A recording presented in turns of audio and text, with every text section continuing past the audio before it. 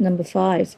In a very physical sense, it is what you are eating and when do you exercise. I've got that as my notes here. Remember the old computer programming term GIGO, G-I-G-O, which stands for garbage in, garbage out, okay? So basically, you are what you eat. And if you're wanting to achieve long-term goals, you have to be reasonably fit, physically fit, as well as mentally fit, okay? So if you stick junk food into your body, you're not going to have the energy and the stamina. This is a non-negotiable fact. And also, yes, your body is a temple. So treat it with respect, treat it with care, because it will do as you tell it to do.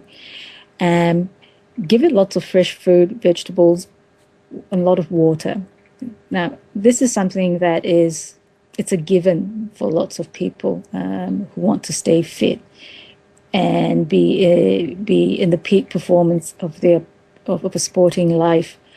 But not many people realize that even if you want to be that executive that has that corner office or get that promotion, it requires you to be physically fit. So let me ask you, do you eat junk food? Do you drink a lot of carbonated drinks, like fizzy drinks? Okay, how do you feel after that? Do you sort of get a post-lunch slump at the office? So at lunchtime, do you eat a salad roll, or do you go out and get yourself a pie and chips and a soft drink? Do you smoke? These are sorts of questions which are fairly uncomfortable, but very necessary if you want to be serious about achieving your goals. So remember, if you're going to have, you better ditch the carbs and the trans fats, because they clog up your arteries. And when they do, well, life is going to be pretty bad if you become successful, but you have to drag around I guess a cylinder of oxygen, because you've smoked so much all your life, and your lungs are shot. So that is from the perspective of the physical fitness aspect, okay? And it's very important.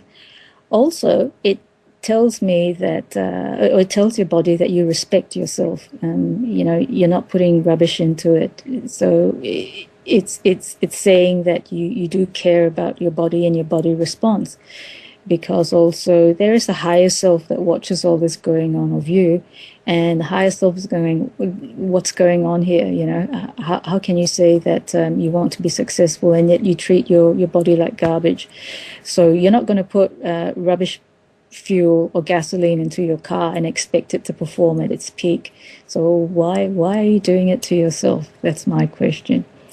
And also, fitness, physical fitness is one aspect, but the other part of it, which is very important, is your mental health, okay? And this is something that we can segue into as the next point, as in what are you feeding your mind with? So are you consciously looking for